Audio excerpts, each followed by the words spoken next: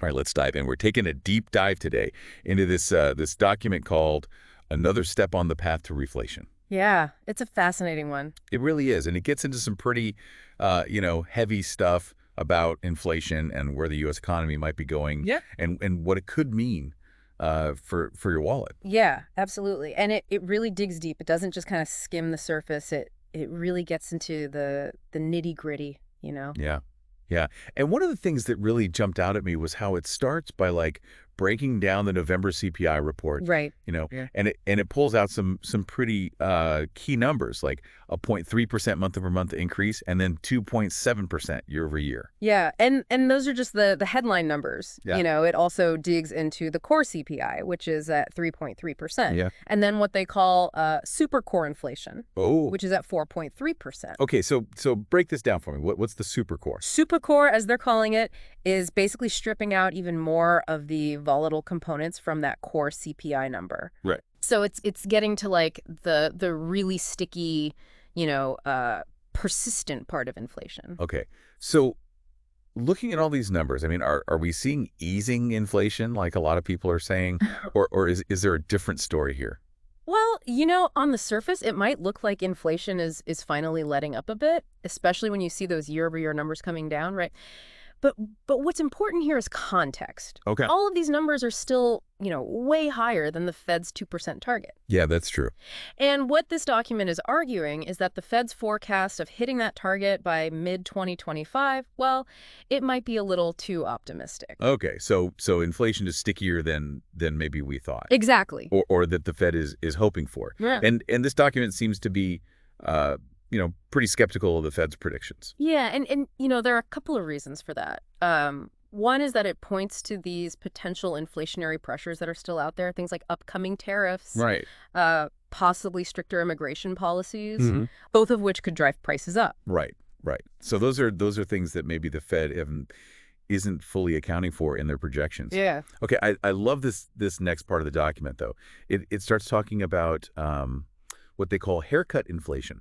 Yes. Which seems a little random at first, but it's actually really interesting. Yeah. It's a brilliant way to illustrate a bigger point, I think. What they do is they show how the cost of a haircut in the U.S. has almost perfectly tracked broader inflation trends over the past 25 years. Oh, wow. Okay. And this seemingly mundane, detail, it actually reveals a crucial insight into service inflation. Okay, so how are haircuts connected to this whole reflation picture? Well, think about it. A haircut is a service, right? And what this long-term trend suggests is that service prices, they tend to be much more resistant to change. I see. They don't fall as easily as, say, like the price of goods. Right. So this means that service inflation, which is a major part of the overall inflation picture, could be much more persistent than we might hope. Oh, that's really interesting. So even if we see some easing in goods inflation, the stickiness of service prices Right. could keep overall inflation elevated for longer than we think.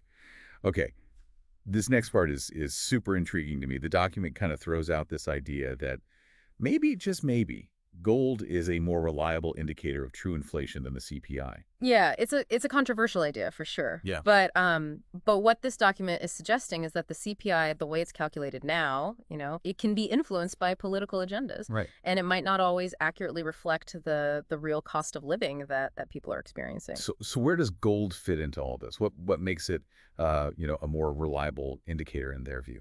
Well, they point to this metric called the gold to U.S. Treasury ratio, Okay. which has stayed pretty consistently above its 7-year moving average since 2019. And they say that this is a clear sign that we're in an inflationary environment, regardless of what the CPI might say. So they see gold as kind of a truth teller, Yeah. and when it comes to measuring actual inflation. And this kind of leads into one of the document's key recommendations for how to navigate this potentially turbulent economic landscape, which is the permanent brown portfolio. Oh yeah, the permanent brown portfolio. Right. Yeah. I mean, this document kind of puts it out there as a possible solution, I guess, to this whole inflation puzzle. But for people who aren't familiar with it, can you kind of break down what it is and why it's why it's relevant here. Sure, yeah. The permanent brown portfolio is basically it's a diversified investment strategy that allocates 25% to each of these four asset classes: Hmm. cash, bonds, equities, and gold. And the beauty of this approach, I think, is that it's very simple. Yeah. And it has this history of being very resilient during different economic cycles. So it's all about, spreading the risk and hedging against different possible scenarios. But this document specifically highlights its performance during deflationary and inflationary busts, which, given what we've been talking about, Right. seems pretty relevant. Yeah, exactly. And this is where things get even more interesting, I think. This document goes a step further and suggests that we might be on the brink of a shift from an inflationary boom to what they call an inflationary bust, or using the term that everyone loves to fear, stagflation. Right. Stagflation. I mean, that's a word that can send shivers down any investor's spine. Right. It's like the worst of both worlds. How concerned should we really be about this possibility? Well, I think the document presents some pretty compelling evidence to support this theory. They point to the S&P 500 to gold ratio, which is currently struggling to stay above its 7-year moving average, and they interpret this as a potential signal that we could be heading towards stagflation in the next 6 to 9 months. Okay, so if this prediction comes true, I mean, what does that actually mean for our investments? What happens to, those traditional safe havens, like long dated bonds? What happens to those in a stagflationary environment? Yeah, that's the million-dollar question, I think. And this document really challenges the conventional wisdom that bonds are always a safe bet, you Mm. know? Because in a stagflationary scenario where you have both slow growth and high inflation, long-dated bonds, they can actually lose value, So the typical playbook might not work this time around. right? So what's the alternative? I mean, what does this document say we should be doing to protect ourselves?